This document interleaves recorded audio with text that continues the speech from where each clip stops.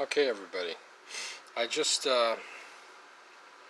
finished machining all the road wheels, plus one extra set of road wheels. So I got 10 of these machined out for the bearing, and then the little counterbore for clearance that I wanted to do. This is the last one, and I'm going to take it off.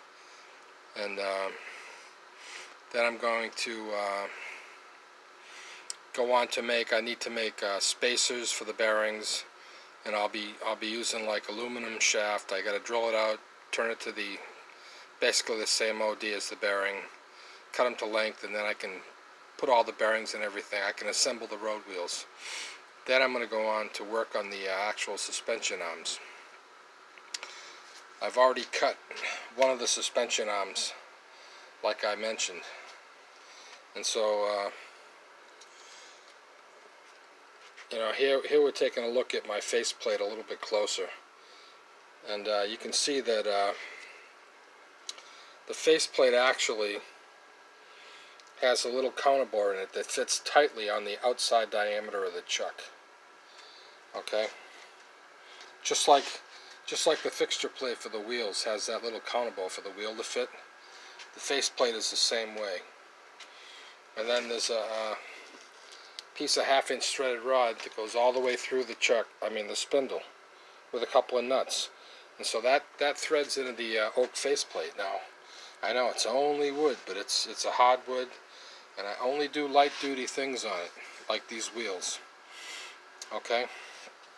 And you see these, they look like T-slots there. Well, that's actually where the jaws go in. So on the oak faceplate, I have 3 screws screwed into it that they just they don't lock into these grooves, but they keep the faceplate from spinning. So there's the screws are at 120 degrees apart. They just loosely fit into these grooves. If the faceplate should slip, it's not going to spin and come off. So that's my faceplate. I made that, probably 8 years ago to machine a plastic ring for my first generation Tamiya M4 Sherman. Those Shermans only had the capability to drive around and turn. Well, I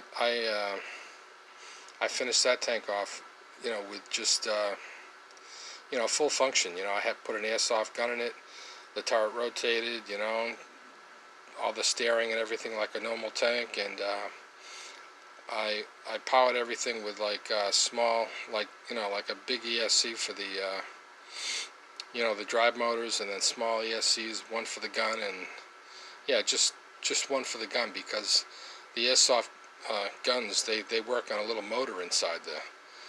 And so I made this faceplate to turn a ring. Now, I didn't know that I could just go to Tamiya and buy the the ring and the gear and all that. So I ended up using stuff from a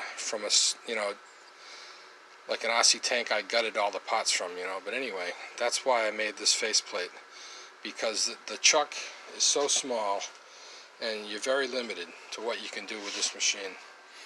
But also the spindle on this, if you take the chuck off, there's a taper. There's a Morse number 2 taper.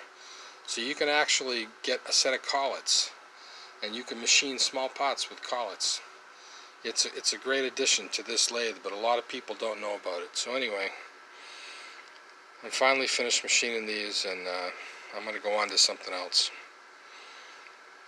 Have a good day, everybody.